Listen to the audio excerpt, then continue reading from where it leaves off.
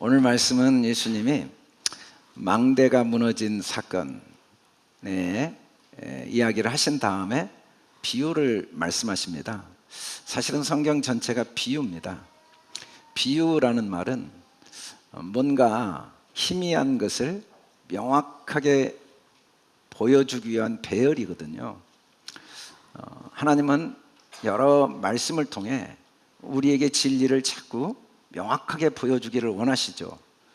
오늘 말씀 속에는 우리 안에 하나님이 어떠한 진리를 보여주기를 원하시는가를 시작하실 때 포도원과 무화과 나무 이야기를 하십니다. 포도원은 하나님의 정원을 의미합니다. 하나님이 만드신 정원. 창세기 2장 15절에 보면 하나님이 사람을 창조하신 다음에 에덴 동산을 창설하시고 사람을 에덴 동산에 두셨습니다. 그리고 그것을 경작하고 지키게 하시죠. 이 에덴 동산은 다른 말로 하면 포도원입니다. 그리고 포도원은 바로 하나님의 임재가 있는 사람의 마음입니다. 하나님은 우리 마음을 창설하시고 우리 마음 속에 거하시면서 우리 스스로 우리 마음을 경작하고 지키게 하신 거죠. 여러분, 하나님의 관심이 뭘까라고 순위를 정한다면 하나님은 우리가 육체를 가지고 사는 동안에 이 육체의 삶에 1순위의 관심을 가지고 계십니다. 얼마나 여기에 관심을 많이 갖고 계신지 몰라요. 우리는 이 땅에 육신을 가지고 사는 동안 몸이 건강하기를 원합니다. 가정에 행복을 누리기를 원하고 경제적인 여유가 있기를 원하고 또 더 많은 경험을 하기를 원합니다. 더 많은 사람과 좋은 관계를 맺고 정말 나 때문에 다른 사람들에게 많은 유익을 끼치고 나 때문에 다른 사람이 행복하고 또 다른 사람 때문에 나도 행복하기를 하나님은 원하십니다. 하나님은 매 순간 이 땅에 우리 육신을 가지고 사는 순간순간의 삶에 얼마나 관심이 많은지를 상상할 수가 없어요. 그래서 이렇게 우주 만물을 정말 섬세하게 만드셨어요. 사람들은 하나님이 내가 밥 먹는 거, 운동하는 거, 여행하는 것, 가정생활, 자녀 양육, 직장생활, 사회생활에 국가의 이런 제도에 큰 관심이 없으리라는 착각을 하지만 하나님의 모든 관심은 내가 뭘 먹고 뭘 입고 어떻게 사람을 만나고 어떤 가정생활을 하고 어떤 사회생활, 직장생활을 하는가에 1순위의 관심을 가지고 계세요. 그런데 그래서 하나님이 그게 너무 중요하기 때문에 그 중요한 걸 위하여 포도원을 창설해 놓으신 거예요. 여러분, 이 세상이 아무리 아름다워도 포도원이 창설되지 않으면, 마음이 창설되지 않으면 아무 의미가 없어요. 그리고 이 땅의 삶을 하나님이 그렇게 관심을 갖고 행복하게 살기를 원하시기 때문에 우리 마음을 그렇게 잘 가꾸기를 원하시죠. 도대체 우리는 왜 태어났을까? 우리는 뭘 위해 살까? 다양한 의미와 목적을 말할 수 있어요. 그러나 우리가 아무리 많은 이야기를 해도 우리의 모든 이 땅에 해야 될 사명은 동일합니다. 우리가 해야 될 일도 동일하지만 우리가 이 땅에 사는 목적도 동일해요. 왜냐하면 우리가 이 땅에 태어난 게 아니잖아요. 여러분, 모니터를 만들었어요. TV 모니터마다 목적이 동일해요. 어디서건 어느 때건 모두가 시간과 공간의 제한을 받지 않고 동일한 영상을 볼 수 있도록 돕는 도구가 모니터죠. 모니터 자체가 목적을, 사명을 결정할 수는 없습니다. 마찬가지로요, 우리를 에덴 동산에 두시고 에덴 동산을 경작하고 지키게 하신 하나님 때문에 우리의 사명과 목적은 에덴 동산 지키고 경작하는 것 외에는 다른 사명과 목적이 있을 수가 없어요. 그리고 그게 왜 그렇게 중요하냐면 그래야 이 땅의 삶이 하나님이 원하시는 대로 행복하고 아름답고 의미 있고 값진 삶, 건강하고 남에게 유익을 주고 더 많은 육체의 삶을 행복하게 살 수 있기 때문에 그렇게 하나님은 비유를 통해 에덴 동산을 경작하도록 하신 거죠. 즉 내 마음을 경작하도록 하신 겁니다. 그런데 하나님이 그걸 경작하도록 하시기 위해서 무화과 나무를 심었다고 비유를 해요. 무화과라는 말은 없을 무자 꽃, 꽃화자, 꽃이 없어요. 여러분 꽃이 없는데 열매가 맺어지겠습니까? 그런데 알고 보니까 무화과 나무는 꽃이 없는 게 아니라 열매 속에 꽃이 있어요. 열매와 꽃이 하나예요. 보통 꽃이 핀 다음에 꽃이 지면 그 후에 열매가 맺히거든요. 근데 무화과는 열매 속에 꽃이 있어가지고 꽃이 진 게 안 보여요. 겉과 속이 꽃과 열매가 하나예요. 열매 안에 꽃이 있다는 거죠. 이 말은 이 세상은 다 무화과라는 의미고 특별히 우리가 무화과예요. 이스라엘 백성이 무화과 백성이고 사람이 무화과예요. 사람은요 몰라서 그러죠. 그 안에 꽃과 열매가 다 있어요. 그리고 물론 꽃은 시들지만 없어지지 않아요.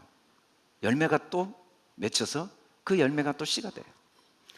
우리의 삶에 어느 것 하나 아름다운 꽃이 없는 게 없고 신실한 열매가 없는 게 없어요. 잠깐 지다 없어질 꽃이지만 그 속에는 때마다 의미와 가치를 제공하는 모든 하나님의 꽃이 담겨 있고 또 우리를 위한 아름다운 열매들이 반드시 있어요. 세상은 얼마나 다양합니까? 가슴 아프고 안타까운 일이 얼마나 많습니까? 그러나 그건 무화과예요. 우리의 눈에 안 보여서 그러지 그 속에 꽃이 있어요. 그 속에 열매가 있어요. 내 삶은 정말 너무나 태어나지 말았어야 될 삶 같은 생각이 드는 사람들이 많이 있어요. 그러나 그건 우리의 시력의 문제예요. 믿음의 시력이 없어서 그래요. 우리의 생각의 미숙함이지 그 속에 꽃이 없을 수 없고 그 속에 열매가 없을 수 없어요. 역사를 보면 정말 지워버려야 될 가슴 아픈 역사 속에 가장 숭고한 인간의 총명과 영혼의 아름다움들이 꽃 피어났습니다. 전쟁의 그 소용돌이 속에 말할 수 없는 인간의 고통과 아픔 속에서 인류 역사의 가장 소중한 아름다운 정신적인 유산들이나 그 아름다운 영혼의 총명함과 빛들이 그곳에서 나온 걸 우리는 경험하게 되죠. 그런 것처럼 아직은 보이지 않아도 세상은 참으로 아름답고 소중한 꽃과 열매가 담긴 무화과죠. 언제 그게 가능하냐면 포도원을 잘 경작하면, 포도원을 잘 경작하고 나면 그런 열매가 나타난 거예요. 그래서 우리의 삶의 인생의 사명은, 그리고 우리의 삶의 목적은 하나님의 정원을 가꾸는 거예요. 우리 마음의 정원을 가꾸는 거예요. 왜 그렇게 정원을 가꾸는 게 중요하냐면 그래야 이 소중한 육체의 삶, 물질의 삶, 그리고 눈에 보이는 세상의 삶, 이 삶을 풍요롭고 행복하고 능력 있고 의미 있고 가치 있게 살 수 있기 때문이에요. 반대로 끝까지 눈에 보이는 세상에 관심을 가지면 결국은 신기루를 쫓는 것처럼 허무한 인생을 살게 되어 있어요. 왜냐하면 마음의 정원을 가꾸지 않는 이상 1000년이 지나고 10,000년이 지나도 내 삶에 하나님이 허락하신 아름다운 꽃과 열매를 맺을 방법이 없습니다. 내 마음에 꽃이 피지 않았는데 세상이 아무리 아름다워도 그 아름다움 내게 의미를 주지 못해요.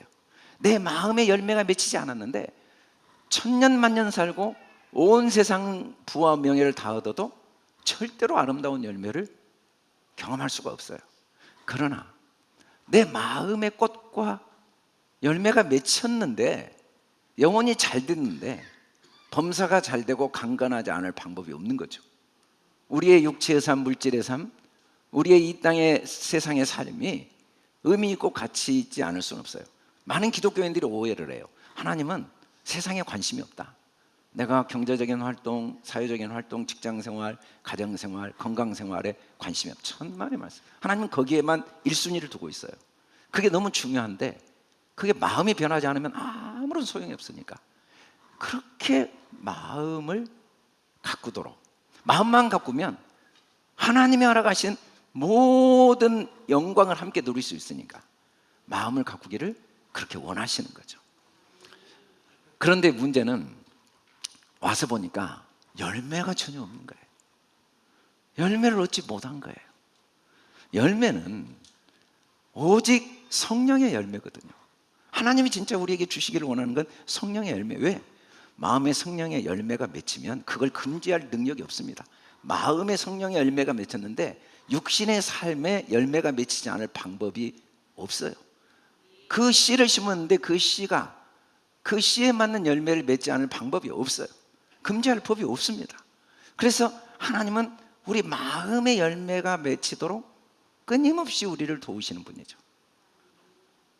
마음의 열매는 우리가 맺을 수가 없어요. 성령님이 맺게 하시죠. 사랑과 희락과 화평, 오래 참음과 자비와 양선, 충성과 온유와 절제, 이런 마음의 열매는 이것 말고도 많이 있겠지만 결국은 우리 마음이 행복하고 자유하고 평안한 마음, 하나님의 나라, 우리 마음이 하나님 나라가 이루어지기를 원해요. 내 마음에 하나님의 나라 열매가 맺혔는데 그 열매가 세상에 나타나도록 누가 막을 방법이 없습니다. 세상은 우리 마음 속에 하나님의 나라 성령의 열매가 맺혀지지 않았는데 절대로 눈에 보이는 세상에 아름다운 열매가 맺혀지게 할 능력이 없을 뿐 아니라 내 마음에 성령의 열매가 맺혀져 있는데 세상이 내 삶의 경험을 이렇게 아름다운 경험을 하지 못하게 할 방법이 없어요. 감옥에 가두건 육체가 병에 들건 온갖 일을 경험해도 욥의 고통을 경험해도 마음의 성령의 열매가 맺혔는데 갑절의 복을 받는 삶을 살지 않을 방법이 없는 거죠. 그래서 하나님은 이 세상을 통해 내 마음의 정원이 어떤가를 끊임없이 볼 수 있게 도와줘요. 사람들은 세상을 자꾸 변화시키려고 그래요. 세상은 거울에 불과한데 환경을 바꾸고 삶을 바꾸려고 해요. 그러나 아무리 노력해도 옮기고 변화시키는 그 과정 속에 신기하게 삶의 질이 전혀 변하지 않는 경험을 할 수밖에 없어요. 그러나 이 세상을 통해 내 마음을 보여주는 거울이라는 걸 알고 마음을 바꾸면 온 세상이 변화되지 않을 수가 없어요. 세상은 내 마음에 뿌리를 내리고 있습니다. 그 뿌리에서 나온 열매에 불과해요. 여러분 사과를 봅니까? 그러나 그 사과는 사과 씨에서 나온 거예요. 여러분 사과 씨를 심었습니까?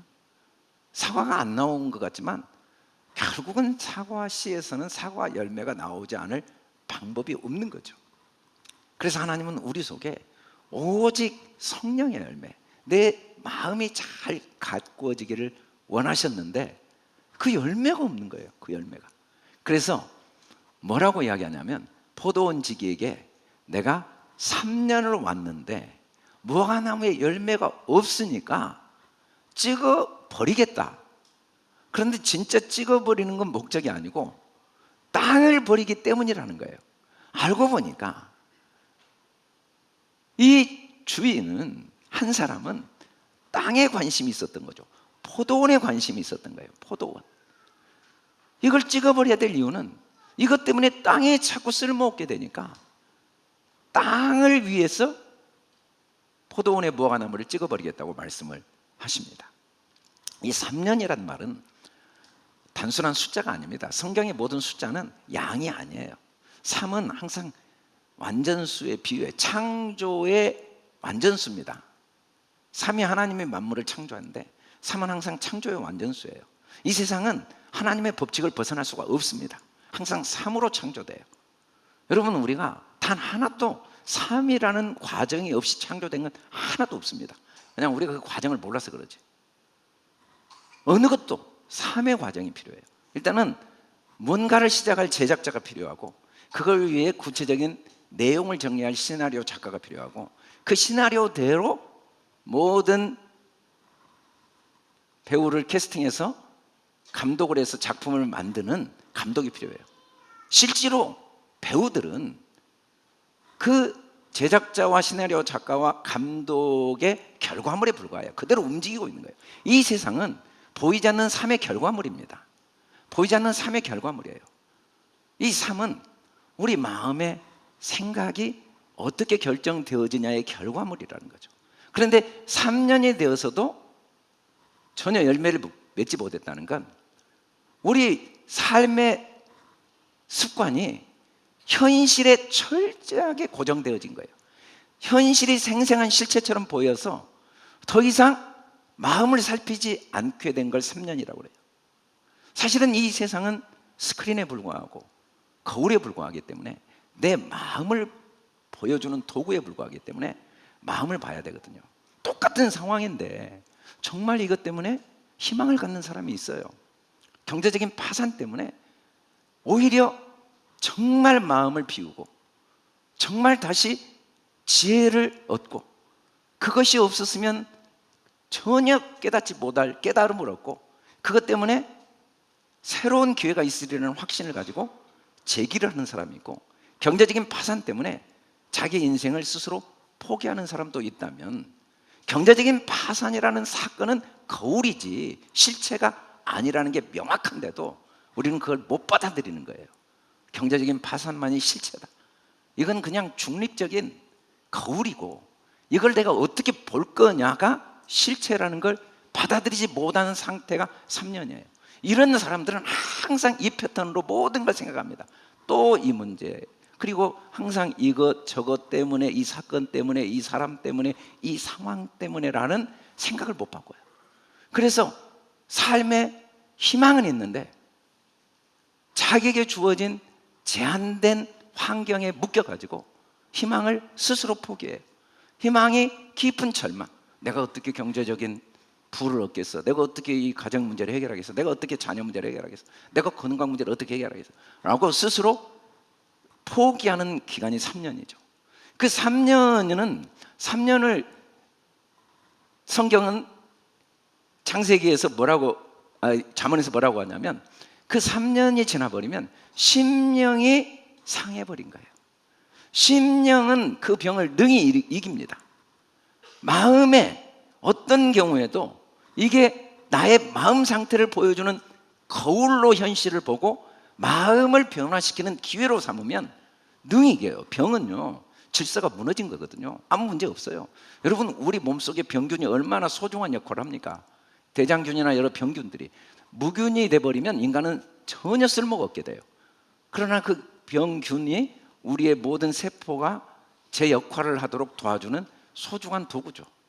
병균이 문제가 아니잖아요. 면역력이 약화된 게 문제죠. 그 병균 자체는 아무 문제가 없는 거예요. 역할이 제대로 활용되지 못하고 있는 게 문제죠. 심령이 이 상황이 문제가 아니라 심령만 건강하면 내게 주어진 좋은 상황도 좋지만 안 좋은 상황도 나에게는 소중한 기회가 아닐 수 없거든요. 문제는 심령이 상한 게 문제예요. 그걸 누가 일으키겠느냐? 그래서 주님은 우리 마음 상한 걸 그렇게 마음 아파하신 이유는 이게 악순환이 되니까. 땅만 버리게 되면 한번 심령이 상하게 되면 갈수록 삶이 이전에는 생각지도 못했던 계속 무감각, 무책임, 무감동, 무절제, 그리고 더 이기적이 되고 더 폐쇄적이 되고 더 부정적이 될 수밖에 없는 걸 너무 잘 아신 거예요. 한번 그러면 계속 마음이 더 황폐해져요. 그래서 염려, 근심이 갈수록 더 많아지는 거예요. 어느 때보다 뒤를 객관적으로 보면 상황이 훨씬 좋은데 어느 때보다 절망하는 거예요. 오히려 훨씬 좋아진 상황 때문에 더 절망하고 오히려 기회가 더 많고 가능성이 많은데도 더 절망하는 거예요. 왜냐하면 3년이 지나버렸으니까. 계속 이게 습관이 돼버렸으니까. 마음에 관심을 갖지 않으니까. 현실을 위해서는 마음이 변화돼야 되는데 눈에 보이는 현실에는 온 마음이 다 쏟아져 있는데 그걸 거울로 보지 않고 그걸 기회로 보지 않고 그걸 통해 내 마음을 새롭게 가꾸는 노력은 하지 않고 오로지 현실에만 관심을 가질 때 마음은 점점 더 메말라가고 더 고민이 많고 더 이기적이 되고 더 폐쇄적이 되고 더 좁아지는 거죠. 그래서 주님은 이걸 찍어버리겠다고 하신 거예요. 나무를 찍어. 여러분, 사람이 온 세상의 아름다운들 뭐 하겠습니까? 모든 게 뜻대로 된들 뭐 하겠습니까? 내 심령이 상해버렸는데, 세상에 어떤 어려움과 아픔과 고난이 있는 게 뭐가 문제겠습니까? 내 심령이 강한데, 내 심령이 강한데 오히려 그것 때문에 더 큰 기회를 얻는 거죠. 우리가 참 어딘가 새로운 걸 간다는 게 얼마나 말할 수 없는 묘한 불안함이 있는지 몰라요. 제가 혼자 가끔 그 생각을 해요. 신방을 가면서 남구 쪽을 가면 일단 긴장을 하는 나를 봐요. 북구를 가면 너무 자연스러워요. 너무 남구는 가본 적이 별로 없으니까 일단 딱 가면 긴장을 하더라고요. 아니, 그 광주라는 익숙한 도시에서도 생소한 곳을 가면 딱 마음이 자연스럽게 긴장이 돼요. 하물며 새로운 사람을 만난다는 게 얼마나 불편하겠어요. 익숙한 사람과 함께하는 게 얼마나 편한데, 전혀 모르겠어요. 그분 전혀 나오고 이야기해 본 적도 없고 관계를 맺어본 적도 없고, 심지어 오랫동안 같이 있었지만 너무 확실히 아는 거예요. 좀 나하고는 뭐가 안 맞다는 거, 뭐가 나하고 안 맞아, 같이 있으면 편하지가 않아, 뭐 대화가 깊이 되지 않고. 그런데 다행히 헤어지게 됐으니까 얼마나 좋아요. 그런데 계속 더 있으라니까 얼마나 불편해요. 이게 우리 지금 구역 개편인 것 같아요. 8년 만에 개편하니까 별의별 생각이 다 드는 거야. 근데 불편한 사람은 없어요. 내 마음의 정원을 보여주는 소중한 거울이에요. 좋은 사람은 없어요. 내 마음의 정원을 보여주는 소중한 거울이에요. 불편한 사람은 이전에 내가 뽑지 못한 잡초를 뽑도록 도와주는 소중한 선물이에요. 친한 사람은 그냥 그동안에 내 마음에 심겨진 열매가 나온 것에 불과해요. 그런데 사실은 새롭게 마음이 가꿔지는 게 훨씬 좋거든요. 그래서 우리는 끝없이 새로운 여행지를 찾고, 새로운 사업에 도전하고, 새로운 아이템을 연구하면서도 구역은 새롭게 하지 않고자 하는 마음의 본성이 있어요. 사람 관계는 제일 어렵거든요. 그러나 우리가 이렇게 새롭게 구역을 만들어서 너무 나하고 안 맞는 게 확실하다는 걸 잘 알았던 건, 오랫동안 방치한 내 마음의 잡초를 이번에 잘 살펴서 뽑을 기회일 수도 있거든요. 하나님은 어떻게 되든지 우리 심령이 더 강해지기를 원하세요. 상황이 중요한 게 아니고 그 상황에, 어떤 상황에도 대처할 심령이 강해지기를 원하시는 거죠. 그래서 하나님 뭐라고 하시냐면 8절에 보니까 대답하되 이르되 주인이여 금년에도 그대로 두라고 합니다. 물론 이 포도원지기도 주인도 다 하나님 한 분을 의미하는데 금년에도 그대로 두라고 그래요. 여러분, 금년이 언제인 줄 아세요? 금년이 언제예요? 하나님께는 금년밖에 없어요. 내년에 가면 내년이 또 금년이에요.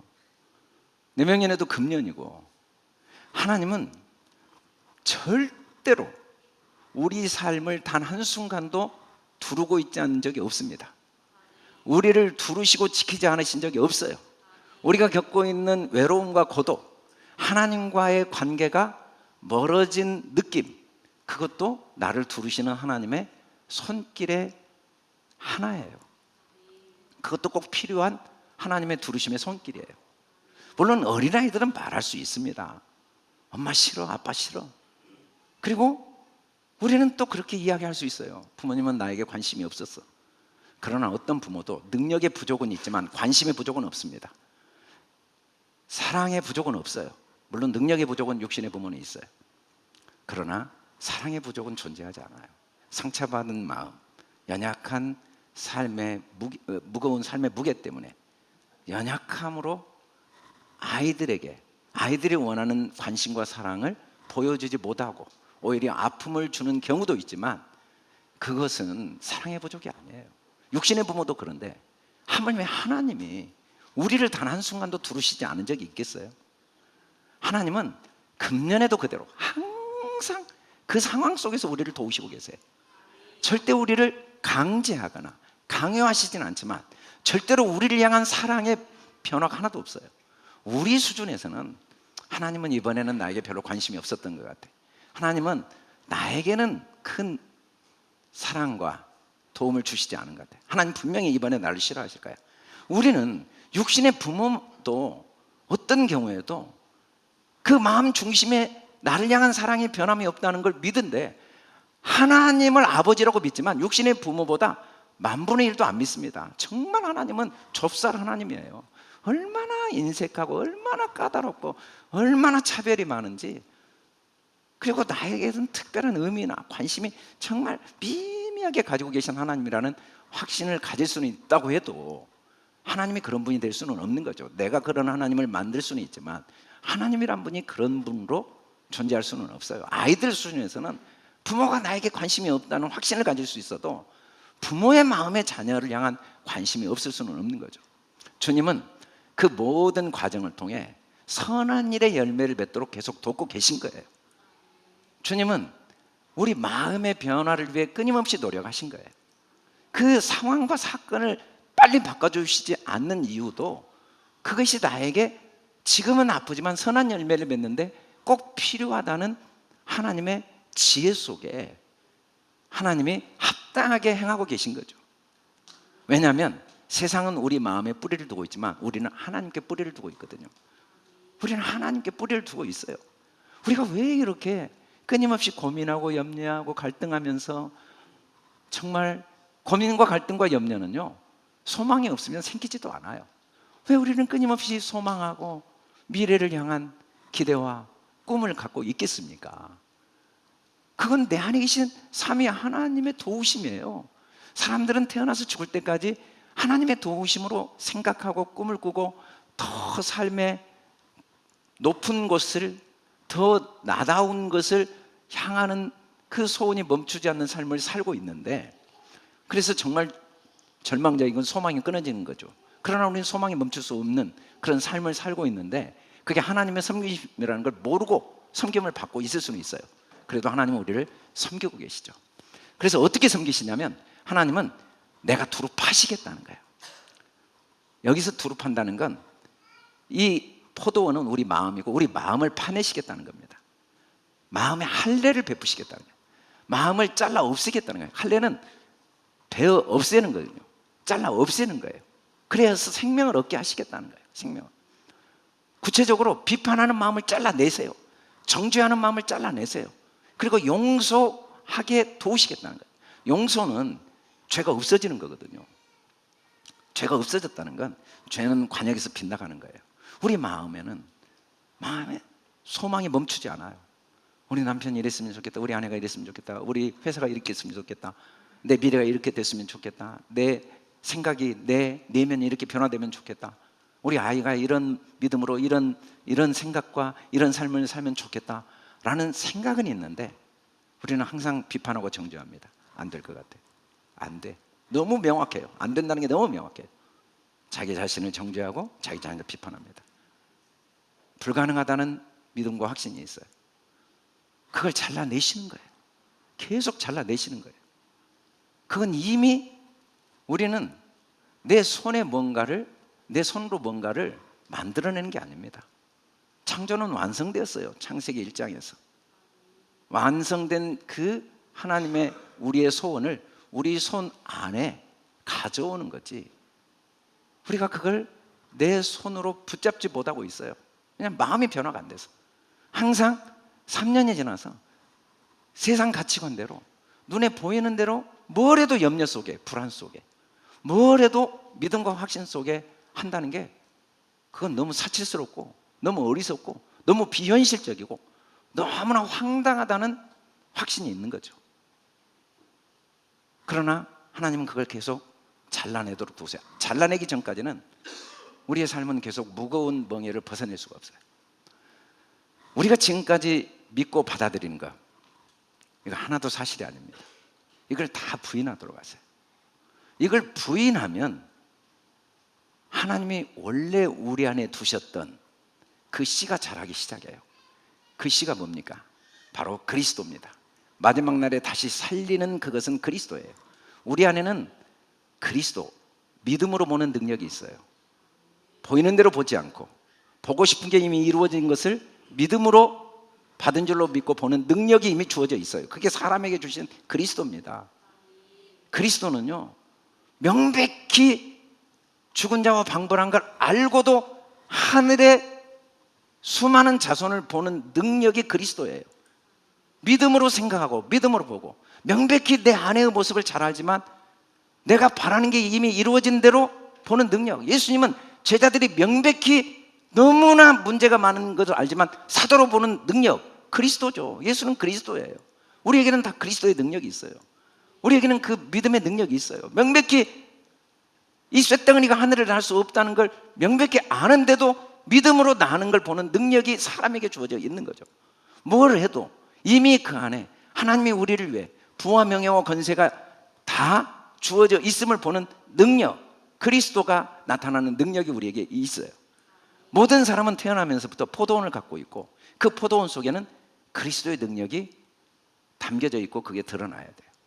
그러나 어둠이 없으면 빛을 이해할 수 없듯이 우리의 모든 생각은 일단은 모든 계획과 생각이 악할 수밖에 없습니다. 우리는 둘을 하나로 볼 능력이, 악은 분리거든요. 그게 하나인데 하나, 어둠과 빛도 빛이고 성공과 실패도 성공이고 삶과 죽음도 삶인데 그게 안 보여요. 그게 안 보입니다. 그 산통은 보여요. 산통은 슬픈 게 아니고 생명의 탄생의 기쁨이라고. 그 고통이 아니라 말할 수 없는 놀라운 신비의 기쁨이라는 거예요. 근데 죽음은 안 보여요. 그 죽음도 영원한 생명의 산통에 불과한데 죽음은 죽음으로 보여요. 우리는 항상 좋은 건 좋고 안 좋은 건 안 좋게 보이는 거예요. 문제는 문제고 문제 아닌 건 문제 아닌 거예요. 문제 아닌 건 문제 아니지만 문제도 문제 아니에요. 그건 또 다른 내 마음에 무언가 잡초를 뽑아내도록 도와주는 소중한 거울이거든요. 내 마음을 이번에 또 더 옥토로 가꿀 수 있는 소중한 기회인 게 절대 안 보여요. 그게 세상 가치관이니까. 모두가 그렇게 이야기하니까. 모두가 눈에 보이는 세상에 옳고 그름 좋고 나쁨을 따지고 사니까. 그게 우리가 첫 번째 드는 생각이니까 항상 악하니까 우리는 내 생각을 절대 믿지 않도록 하나님은 계속 도우신 거죠. 내 판단은 선입견이고 편견인 걸 인정하도록. 그래서 보이는 대로 보지 않고 보고 싶은 대로 보는 훈련, 그게 우리 마음을 갈아엎는 겁니다. 그러지 않으면 솔로몬의 모든 영광을 얻어도 마음이 이상하게 허무하게 되어져 있도록 하나님이 우리 포도원을 만들어 놓으신 거예요. 뭘 해도 이 뜻대로 되면 그 다음에 또 다른 걸 바라고 허무해요. 그리고 또 염려하고 오히려 훨씬 상황이 좋은데 염려는 더 커지고. 그러나 마음이 바뀌면 상황이 좋아진 게 중요한 게 아니라 그 상황을 더 풍성하게 활용하면서 더 위대한 일을 기대하고 꿈꾸고 소망할 수 있죠. 위대한 일을 기대한다는 게 너무 불편해요. 너무 부담스럽고 피곤하고. 왜냐하면 우리 안에는 한계적인 생각이 뿌리가 깊으니까. 여러분, 사실은 중요하지 않습니다. 우리는 사실이 그러죠. 사실을 이야기하죠. 사실은 중립이에요. 눈에 보이는 이 물질 세계 모든 사건 상황은, 모든 문제는 중립입니다.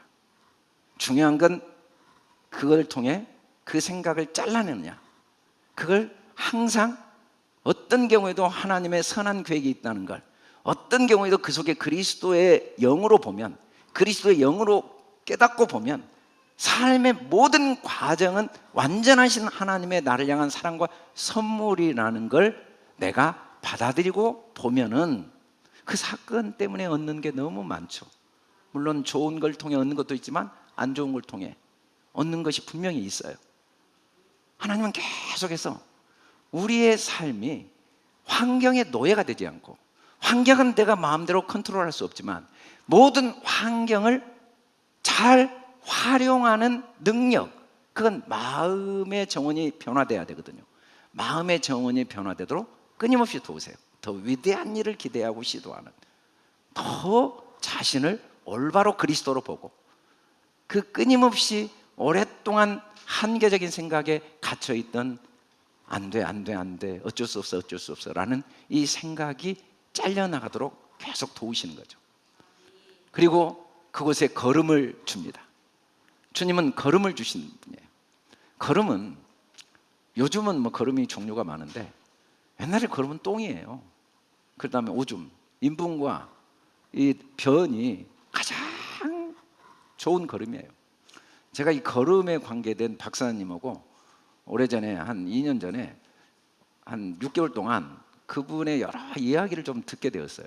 그분이 이제 걸음에 대한 연구를 하신 교수님이 저에게 쭉 그 논문을 보내주고 제가 읽어보고 깜짝 놀란 게 우리나라 지금 걸음 문제가 얼마나 심각한지 상상을 초월해요. 땅이 다 박토가 됐어요. 비료를 써가지고. 그래서 정부에서 완전히 법으로 규제를 하고 있어요. 일정 기간은 인분을 쓰지 않으면 농사를 짓지 못하게. 근데 인분이 부족해서 엄청나게 수입 많이 합니다. 그리고 그걸 정부에서 많은 여기 농업 정책하신 분 있을 텐데 그 수입도 많이 해야 되고, 그리고 그 일만 전담하시는 사업을 하시는 분들은 굉장히 그 사업이 중요한 사업이더라고요. 그렇게 걸음이 중요해요. 여러분, 걸음은 안 좋은 거거든요. 근데 그 안 좋은 게 땅을 옥토로 만든단 말이에요. 예수님이 십자가에 죽으신 건 안 좋은 건데 그것 때문에 사람들이 생명을 얻잖아요. 하나님의 우리 마음에 걸음을 준다는 건 내가 겪고 있는 모든 고난과 아픔 속에 얼마나 내 마음의 정원을 옥토로 만드는 소중한 하나님의 뜻이 담겨 있는가를 계속 깨닫게 해주시는 거죠. 그게 걸음을 주는 겁니다. 깨달으면 우리 마음이 옥토가 돼요. 아, 그렇구나. 우리는 일생, 우리의 삶은 일생 깨달음의 과정이 우리가 이 땅에 살아있는 이유죠. 그리스도께서 너희를 사랑하시 너희도 사랑 가운데 행하라. 그는 우리를 위하여 자신을 버리사 향기로운 제물, 희생 제물로 하나님께 드려. 자신을 희생 제물로 드려 십자가에 죽었어요. 근데 그 제물이 우리를 옥토로 만든 거예요. 우리도 나를 제물로 드리면 그 제물이 옥토가 됩니다. 나를 제물로 드려야 돼요. 잘라내는 게, 파내는 게 중요한 게 아니라 그걸 제물로 드린다는 건 그게 하나님이 내게 주신 선물이라고 받아들이는 거죠. 우리의 그 부정적인 생각, 한계적인 생각, 불신을 제물로 드려야 돼요. 아, 이건 내 편견이야. 이건 내 선입견이야. 이건 내 생각의 오류야. 이 사건은 다 중립이야. 문제는 하나도 없어. 문제 있는 사람은 없어. 나하고 안 맞는 사람은 없어. 나에게 불편을 주고 부담스러운 사람은 없어. 받아들일 수 있는 사람은 없어. 그건 내 마음의 거울, 내 마음을 보여주는 거울이고, 내가 이번 기회에 마음이 더 옥토가 되는 소중한 기회야. 내 생각의 오류를 깨닫고 내 마음을 찢고, 그래서 더 이상 사람과 환경의 노예로 살지 않고 그 모든 걸 선물로 누리는 능력을 얻는 기회야 라고 생각하는 게 희생 제물로 자기를 드리는 겁니다. 하나님은 항상 우리를 도우세요. 반드시 방법도 알고 계시고 길도 가지고 계세요. 우리는 뭔가 해야 된다는 고민이 많아요. 여러분, 기도 시간에는 힘을 빼는 시간이에요. 하나님이 모든 시 속에 모든 능력이 있듯이 우리 안에 하나님이 모든 지혜를 다 주셨어요. 안 믿어지지만 모든 능력을 주셨어요. 다만 우리가 믿으면 하나하나 그 씨가 알아서 때를 따라 능력을 나타내죠. 우리는 믿지 못해요. 내 능력을, 내 삶을 믿지 못해요. 내가 걸어온 길이 완전하다는 걸 믿지 못해요. 내 아내를 믿지 못해요. 그 속에 하나님이 계시다는 걸, 내 자녀를 믿지 못해요. 그래서 우리는 믿지 못한 상황을 계속 경험할 수는 있어요. 그러나 우리가 다시 믿으면 놀라운 하나님이 그 속에 일하시는 걸 경험하죠. 저도 매일 기도하고 전쟁을 해요. 우리 교인들 안에 계신 완전하신 하나님, 각 사람 속에 하나님이 이미 일하신 하나님, 그리고 내가 우리 교인들에게 소원하는 게 이미 이루어진 믿음의 눈으로 보기 위해 매일 기도해요. 저도 끊임없이 악한 생각이 들어요. 보이는 대로 보는 그 생각이 24시간 들어요. 기도하지 않으면 보이는 대로 보다가 마음이 점점 황폐해져요. 그래서 기도하지 않을 수가 없는 거죠. 하나님을 믿기 때문에 우리 자신을 믿도록 도우시는 게 걸음을 주는 겁니다. 사람을 믿는 거예요. 왜냐하면 그 안에 하나님이 계시니까. 일하시는 하나님. 예수님 제자들을 믿었어요. 왜? 그 안에 계시는 하나님을 믿었으니까. 얘들이 만민에게 복음을 전할 걸 믿은 거죠. 우리를 통해 온 땅에 복음이 전파되고 우리를 통해 많은 사람들이 복을 받게 되는 복의 근원이 될 것을 저는 믿기 위해서 기도하고 있는 거예요. 제가 뭘 하기 위해서 기도하는 거예요. 믿으면 하나님이 일을 할 수 있도록 때마다 한 걸음 한 걸음 때를 따라 나타내시는 거죠. 나타내시는 거. 그래서 나를 믿고 사람들을 믿는 거예요. 그 속에 하나님이 하시는 일을, 상황을 믿는 거예요. 이 속에도 하나님의 선한 뜻이 있는 거예요. 우리가 할 일은 오직 믿는 겁니다. 이게 다 선물이라고. 그렇게 우리 속에 걸음이 주어지면 좋은 것만 생각되죠. 여러분, 참되다는 건 진리인데 변하지 않아요. 그 속에 무화과지만 그 속에 꽃도 있고 열매가 있다는 게, 경건하다는 건 그것 하나님이 하신 일이에요. 이해가 안 가지만 우리의 삶 속에 정말 부끄러운 일도 있고 가슴 아픈 일도 있고 어리석은 일도 있고 안타까운 일도 있지만 그 속에도 경건이 있어요. 다 옳은 거예요. 다 그 속에 하나님의 의가 담겨 있어요. 다 정결해요. 더럽지 않아요. 더러움과 정결한 것은, 더럽다는 것은 겉을 보는 거거든요. 정결하다는 건 속을 보는 거고, 그 속이 보여요. 눈에 보이는 대로 보지 않는 거죠. 우리는 하나님의 사랑을 받지 못할 때도 있었고, 하나님의 사랑을 받지 못한 일이 내가 한 적이 있다고 착각할 수는 있지만 내 삶 전체는 다 하나님의 사랑 받을 만해요. 여러분, 자녀들을, 너무 마음 아프게 한 자녀들을 화를 내고 미워하고 때로는 책망할 때도 있어요. 너무 훌륭한 아이를 보고 부모님이 칭찬할 때도 있어요. 그런데요, 자녀가 몰라서 그러지 부모가 화를 내도 그 속에는 사랑밖에 없어요. 부모에게는 그 자녀가 너무 소중해요. 그 모든 게 너무 사랑스러워요. 그 과정, 존재 자체가 사랑인데 우리는 확신이 있죠. 하나님이 나를 절대 사랑하시지 않을 거야. 내가 한 행동을 하나님은 별로 기뻐하시지 않을 거야. 육신의 부모도 자녀의 행동 때문에 자녀를 향한 사랑이 변하지 않는다는 건 믿으면서도 그 영원하신 하나님에 대해서는 확신이 있단 말이에요. 저 사람을 사랑하지 않을 거야. 저 사람을 사랑하지 않아서 저런 아픔을 당하고 있어. 하나님이 저 사람을 사랑하면 하나님이 아니지, 뭐 저렇게 행동한 사람, 라는 우리 수준의 하나님을 만들 수는 있어도 하나님이 사랑을 안 할 방법은 없기 때문에 내가 사랑받을 만한 일을 안 한 적이 한 번도 없다는 걸 우리는 생각할 수 있어야 돼요. 내가 그렇게 예수님을 저주한 그 상황 속에도 하나님의 사랑받을 만한 일이 그 속에도 있어요. 내가 칭찬받을 만한 일을 안 한 적이 없다니까요. 자꾸 사랑받기 위해서 뭔가를 할 필요가 없어요. 칭찬받기 위해서 뭔가 남에게 내세우고 뭘 보여줘야 될 필요가 없다고요. 무슨 덕 있는 일을 하기 위해서 뭔가 더 의미 있고 나는 이런 일을 하니까 덕이 없고 알아주지도 않고 기림도 없고 나는 초라하고, 그런 일은 존재하지 않아요. 모든 일 속에 기림이 있어요. 모든 일 속에 덕이 있어요. 우리는 단 한순간도 덕 있는 일을 안 할 방법이 없어요. 사람이기 때문에. 그 어린아이가 막 태어나서 장애를 받아서 숨 쉬고 살아있는 것만 해도 부모에게는 사랑받을 만한 일인 간증을 듣잖아요. 그 아이가 존재하는 것만으로도 그게 기림이고 덕이 되는 간증을 듣잖아요. 육신의 부모도 그런데 하물며 우리가 하나님께 사랑받지 않은 적이 있다고요? 사랑받을 만한 일을 못할 방법이 있다고요? 우리가 칭찬받을 만한 일을 안 한 적이 있다고요? 우리가 덕 있고 기름 있는 일을 안 한 일이 있을 수 없다는 걸 우리는 믿지 못하지만 그걸 자꾸 믿는 훈련을 하는 게 마음에 걸음이 주어지는 거예요. 우리는 나를 믿고 내 아내를 믿고 이 세상을 믿어야 돼요. 하나님은 그 모든 걸 소중히 사용하고 계시죠. 매일 마음의 정원을 아름답게 가꿀 기회고 선물입니다. 끊임없이 좋은 걸 생각하는 능력을 길러야 돼요. 좋은 걸 찾지 말고 끊임없이 좋은 걸 보는 눈이, 시력이, 좋은 걸 들을 수 있는 귀, 청력이 변화돼야 되죠. 분을 내어도 죄를 짓지 말고 해가 지도록 분을 품지 말라고 하니까 저녁에 해가 지기 전에 분을 품지 말라는 말도 되겠지만 성경은 그런 의미가 아니에요. 여러분, 화가 날 수 있고 낙심할 수 있고 자책할 수 있어요. 근데 해가 지면 안 돼요. 해가 져버리면 안 된단 말이에요. 우리 마음이 어두워지면 안 된단 말이에요. 마음이 상하면 안 돼요. 그러면서도 좋은 걸 생각해야 돼요. 너무 부끄럽고 가슴 아프고 눈물 흘리면서도 해는 지면 안 돼요. 해가 져버리면 안 된단 말이에요. 항상 해는 떠 있어야 돼요. 분을 품어도 그래도 감사해야 돼요. 그래도 기뻐하고 그래도 소망을 가져야 돼요. 그 속에도 하나님의 기림이 있으니까, 그 속에도 하나님의 칭찬이 있으니까, 그 속에도 하나님의 은혜가 있으니까. 우리는 나를 불쾌하게 하는 사람이 있다고 생각하지만 사실은 내 마음의 정원을 보여주는 거울이에요. 요셉도 마찬가지였죠. 형들이 자기를 노예로 팔았지만 그걸 통해 자기 마음의 정원을 가꾸기 시작한 거예요. 포디발의 아내가 자기를 감옥에 가뒀지만 그걸 통해 자기 마음의 정원을 가꾸기 시작한 거죠. 요셉이 자기 마음의 정원을 팍 가꿔버렸어요. 형은 나를 죽이는 자라고 생각했는데 형은 하나님의 얼굴이다.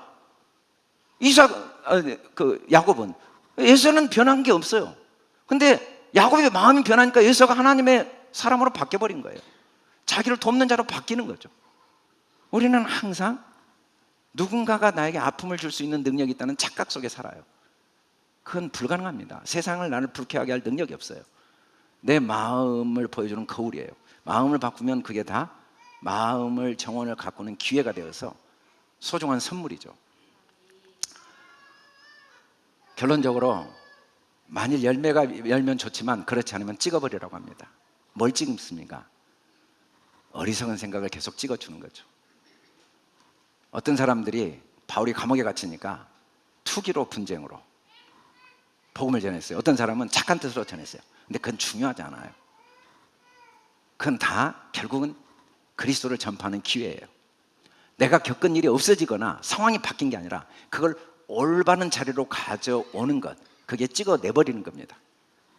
그걸 다 그리스도의 눈과 귀를 내 안에 자라게 하는 기회로 삼는 것.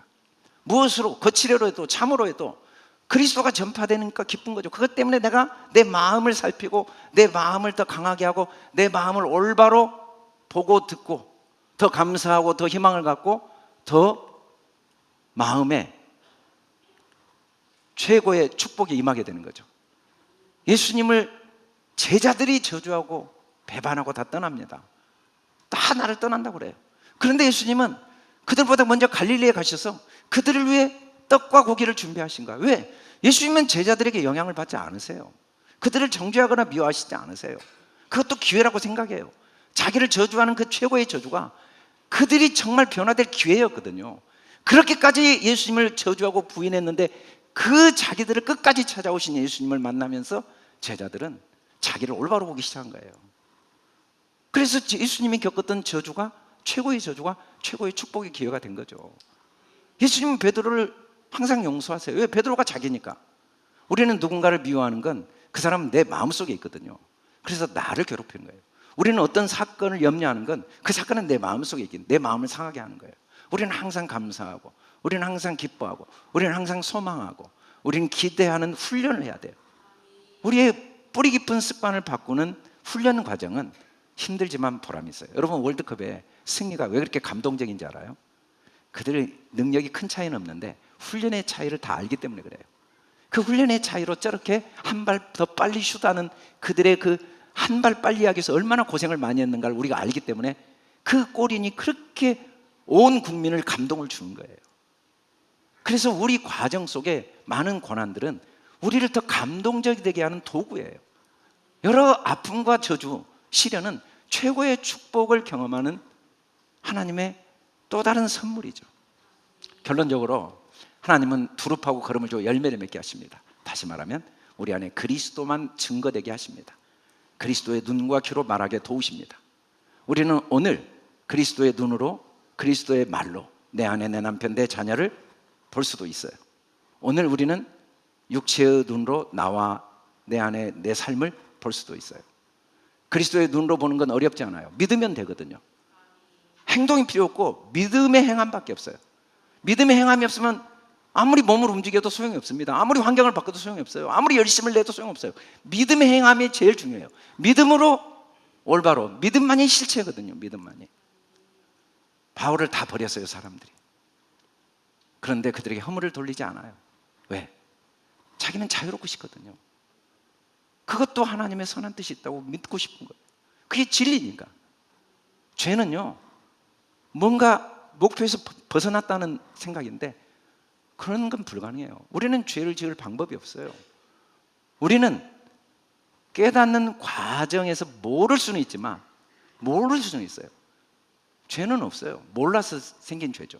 근데 그 속에 하나님의 선함을 발견하면 비로소 죄는 없어지는 거죠. 여러분, 우리는 나와 남을 비난해야 될 이유가 하나도 없어요. 그건 다 내 마음의 정원을 가꾸는 기회예요. 다시 내가 나를 올바로 보지 못했고 세상을 올바로 보지 못했던 내 자신을 돌아보고 믿음으로 더 보는 훈련의 기회예요. 하루아침에 되진 않아요. 어린아이가 하루아침에 어른이 되진 않아요. 그래서 삶의 과정이 있는 거죠. 삶은 매일매일 그리스도로 내 속사람이 자라는 과정입니다. 끊임없이 육체로 봤던 걸 믿음으로 보는 과정이에요. 과정이 없으면 의미가 없어요. 내 자녀가 성장하는 과정이 나에게 가장 의미가 있지, 성장해버린 결과가 중요한 건 아니잖아. 우리의 삶의 순간순간은 더 내 눈과 귀와 입이 그리스도로 증거되어지도록 도우시는 하나님의 선물로 지금까지 주어졌습니다. 그래서 내가 그리스도로 보지 못하면 공허하고 불안하고 두렵도록 도우시고, 그리스도로 보면 희한하게 마음이 즐겁고 평안하게 도우시고, 이 한 주도 하나님은 우리를 그렇게 도우세요. 우리를 그렇게 영원히 도우세요. 저와 여러분 마음속에 끊임없이 두루파시고 걸음을 주세요. 그래서 더 그리스도의 눈과 귀가 열매 맺도록, 더 성령의 열매가 맺어지도록 도우시는 소중한 도구가 이 아름다운 우리 성도들이고, 가까우니까 불편하지 멀리 있는데 불편해요. 불편한 성도들이고, 부담스러운 성도들이고, 친한 성도들이고, 편한 성도들은 다 나를 더 그리스도의 눈과 귀로 보고 말하도록 도와주는 너무 소중한 선물들, 이 선물들이 이 한 주도 우리에게 더 풍성하게 누려지길 주의 이름으로 축원합니다. 이 시간에는 우리 새가족 수료식을 하겠습니다. 우리 새가족들 5분 앞으로 나와 주시기 바랍니다. 우리 큰 박수로 격려해 주시기 바랍니다.